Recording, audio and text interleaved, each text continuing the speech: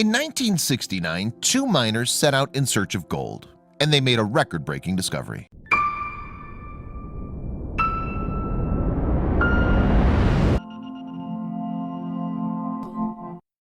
But before we start, please make sure to subscribe and hit the bell so you never miss an upload from us. Also, leave a like right now. It's February 1969, and two Cornish prospectors are digging in the gold fields of Victoria, Australia. They then stumbled across something so unexpected that neither of the men could have believed their luck. Indeed, what they unearthed would have an indelible mark on history to this day. Victoria is the second most populated state in Australia. But in the mid-19th centuries, it had more in common with the American Wild West than anything else. That's because the country had its very own gold rush, and the promise of glittering riches brought people from all over the world to the middle of this nascent colony. The Australian gold rush was kicked off after a prospector discovered specks of gold near Bathurst in New South Wales in February 1851. Soon after, more of the yellow stuff was found in Victoria, and before long, money began pouring in, helping the country's gold fields prosper. Meanwhile, at the peak of the rush, around 2 tons of gold poured into Melbourne's Treasury building every week. And in the 1950s, an influx of the precious metal to Britain helped the country pay off its international debts and allowed it to expand in growing its empire in the latter half of the 19th century. As you'd expect, the huge number of miners that flocked to Australia from around the world had a dramatic effect on its population. In fact, a year after the gold discovery in New South Wales, over 500,000 people had arrived in the Australian goldfields. In some cases, town populations grew by 1,000%, and in one case by 3,000% over the period of a decade. Of course, those populations would leave as quickly as they had arrived once the supply of gold was exhausted. And with such huge demand and scarcity of the precious metal, production eventually began to slow. Furthermore, in 1915, the export of gold from Australia was prohibited, and the gold standard was abolished, leading to many towns being abandoned. But back in the 1850s, the gold rush was just getting started. Words of the discovery eventually spread to Britain, and in the ears of John Deason and Richard Oates. Former tin miners, the pair lived in Cornwall, a county on Britain's southwest coast at the time. Deason and Oates then decided to sail to Australia to seek their fortune as gold prospectors. With the former arriving in the country in 1853, and the latter the year after, the pair then headed southeast. And in 1862, the men ended up in the township of Malagal in Victoria. And thanks to the gold rush, Malagal was thriving. Boasting 11 pubs during the peak of the rush, around 1855, the town population reached some 16,000 people. And in 1862, it counted both Deason and Oates among its many gold prospecting residents. Digging for gold like other prospectors, Deason and Oates etched out a living, reliant only on the precious metal they found to be able to live. If consecutive digs yielded nothing, they quickly ran out of money and food. But then again, all the pair needed was one big score. Nevertheless, by early 1869, the pair were in debt. In fact, the men were so poor that they were refused credit to buy flour, according to the Dunolly Museum website. But still hopeful, Deason and Oates carried on digging, and on one February morning, the men moved to a new area to try their luck. At around 9 a.m., February 5th, 1869, Deason began digging in the new location. Aiming his pick around some tree roots in the area, it broke after a short while. According to the Denali Museum website, he reportedly shouted out claiming, "Damn it, I wish it was a nugget." Deason then decided to take a closer look at what had broken his pick, and the following moment was articulated well in a report in the Dunolly and Bedfordshire Express at the time. It wrote, "On stooping down to examine the obstacle, he found that the object of his dearest wish was lying at his feet." All of which meant just one thing: they'd struck gold. But the surprises didn't end there. Not only had the pair found gold, but the nugget looked huge. According to Deason's account of the event, written in 1905, he then asked his companion, "What do you think, Dick? Is it worth 6,000? Oh, he said, more like 2,600. The men then immediately excavated the huge chunk of precious metal, hauled it onto their cart, and took it back to Deason's shack. Meanwhile, Deason described what the pair did next in his 1905 account. The nugget itself was embedded in a layer of quartz, and in order to remove the mineral, the pair placed the mass on top of a fire. Once it had cooled, they set about breaking around 70 pounds of quartz away from the precious metal. Meanwhile, the process of breaking off the quartz had left a great deal of loose gold, according to Deason, but it was the main chunk which left the men flabbergasted. Measuring 24 inches long by 12 inches wide, needing to know how much it weighed before they could sell it though, Deason and Oates came up with a plan. and they stashed their find in a calico bag and waited until the following day. The following morning, Deason and Oates took their enormous nugget, later dubbed the Welcome Stranger, to the London Chartered Bank in the town of Donnelly to be weighed. Indeed, having found the gold they dreamed of, the men fully intended to sell it off. But even they couldn't have been prepared for what would happen next. And that's because the gold nugget was so large that it didn't fit on the scales at the bank. So sledgehammers and chisels were taken to the hunk in order to break it into pieces. And 5 hours and several broken instruments later, the Welcome Stranger could finally be weighed. And the result? The gold totaled a whopping 210 pounds, making it the largest nugget ever found to this day.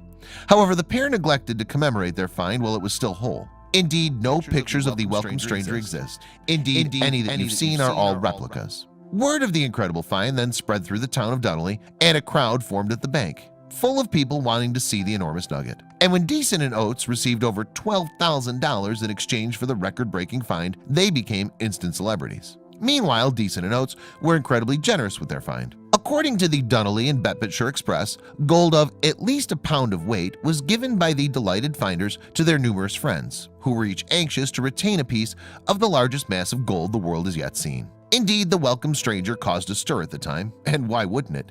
Deason and Oates were living every digger's dream, and as a result, many were drawn to Donnelly to catch a glimpse of the nugget. And the town even commissioned a stone memorial in 1897 to commemorate the incredible find. Meanwhile, though Deason and Oates made what in the 1860s was an enormous amount of money, it's believed that the Welcome Stranger would be worth a whole lot more if it were found today. Dermot Henry, head of sciences at the Museum of Victoria, told Australian newspaper The Age in January 2019 that the nugget would be worth nearly $3 million today. But at auction, he argued that the price could jump to $8.5 million. Following their discovery, Deason and Oates were now rich men, and as such, of interest to the press. As the Donnelly and Bedfordshire Express put at the time, Oates has, we believe, neither kith nor kin with whom to share his prize, but probably soon will have. Deason has a wife and family at Maligal, where he holds 80 acres of land, which he believes he intends to settle down upon and cultivate. And settle down, it seems, is exactly what Deason did, and some of his descendants still call the Maligal area home today. But following the find, fortune was not kind to the Cornwall native. Indeed, he lost most of his land and all of his money in failed investments. The digger's great-grandson, Arthur, told The Age he went broke before he died. But even losing everything, it seems, didn't mean that Deason forgot the events that made him in the first place. Indeed, during his interview with The Age, Arthur recalled that when he was young, one of the crowbars his great-grandfather used to pry the nugget free later found a use as part of the garden fence. He continued, "Dad would say, 'That dug up the Welcome Stranger.' It didn't mean much to us when we were kids." And it seems current residents of the area are also very proud of their golden heritage. Ken Dwell, a committee member of the Goldsfield Historical and Art Society, explained the significance to the Mayboro Advertiser in January 2019. He said, "The town of Donnelly is built on gold, and we want to preserve the history of the area. It's hugely important that we celebrate this sort of event. Donnelly is the small town that will never die." As a result, to mark 150 years since the discovery of the Welcome Stranger, a small celebratory festival was held in Donnelly in February 2019. Most of the commemoration included a museum exhibit displaying the bank scales that confirm the record breaker. In addition, a costumed recreation of a photo session featuring Deason and Oates took place using relatives of the two men. Of course, 150-year-old tales of discovery can often take on mythological properties. For instance, despite knowledge of the true tale of the Welcome Stranger's discovery, a couple larger-than-life origins have emerged. The first concerned Deason and Oates making their way home from the pub, more than a little worse for wear. Deason and Oates both lived in basic shacks in Maligal, and stumbling home after a fair amount of booze, the story has it that the pair simply tripped over the nugget. Meanwhile, another tale has the men on a horse-drawn cart which broke its axle after accidentally driving over the mass. And Deason and Oates' legacy doesn't end there. For the former's great-grandson Arthur, the family name carries with it a certain amount of respect. People, he said, often ask him where gold can be found, and he told The Age what answer he always gives. He said, "If I knew, I'd find it myself." Deason, of course, stayed near the location that made his fortune. But what of Oates? Well, the ex-tin miner moved back to Britain, where he later married and returned to Australia, later having 4 children. Once there, he purchased land in Morong, Victoria, where he lived until his death in 1906. But about the Welcome Stranger itself, well, the nugget was smelted, made into smaller bars, and sent to Melbourne before finding itself aboard the Regate. From there, it made its way to Britain, ending up in the Bank of England in February 1869. Meanwhile, the Welcome Stranger isn't the only enormous nugget found in Victoria. 11 years prior to its discovery, more Cornish miners unearthed another gigantic find. Indeed, in June of 1858, a workman's pickaxe struck gold. So much, in fact, he reportedly fainted when he saw it. A co-worker then reportedly found his fellow miner prostrate and thought he'd keeled over and died. But upon turning over his unconscious co-worker, he too saw the nugget and promptly fainted as well. Indeed, so large was the find that miners were convinced that they'd found a solid gold reef. When fully excavated, the gold lump measured 18 by 6 inches and was shaped like the head of a horse. Named the Welcome Nugget, it fetched almost $14,000 when sold in 1859, and eventually ended up at Britain's Royal Mint, where it was melted down and made into sovereigns. Meanwhile, replicas of the Welcome Nugget can be seen at several institutions in Australia, including the Powerhouse Museum and the Museum of Victoria. And another model of the monster find is found in the Mineralogical Museum at Harvard University in Cambridge, Massachusetts. However, some discoveries have been made in more recent decades. Indeed, in 1980, Kevin Hiller found a very special nugget in Victoria using a metal detector. Dubbed the Hand of Faith, the lump of gold weighed almost 60 pounds and stood at just over 18 inches tall. This time, though, the gold wasn't made into bars or sovereigns. In fact, this nugget had a very different fate. Yes, the Hand of Faith was in fact bought by the Golden Nugget chain of casinos for over $1 million, and it can be seen at its branch in Louisiana's Lake Charles. Meanwhile, back in Australia, according to The Age, gold continues to be found in the same region that Oates and Deason found their haul in 1869, with new discoveries helped by more sensitive metal detectors. So it seems that the Australian gold rush isn't quite over just yet. Indeed, Dermot Henry, head of sciences at Museum Victoria, appeared confident in his interview with The Age. He said, "Every year a nugget of more than 100 ounces would come to my attention that'd been found in Victoria. But there are lots we never hear about. So is there another record-breaking lump of gold just waiting to be found?"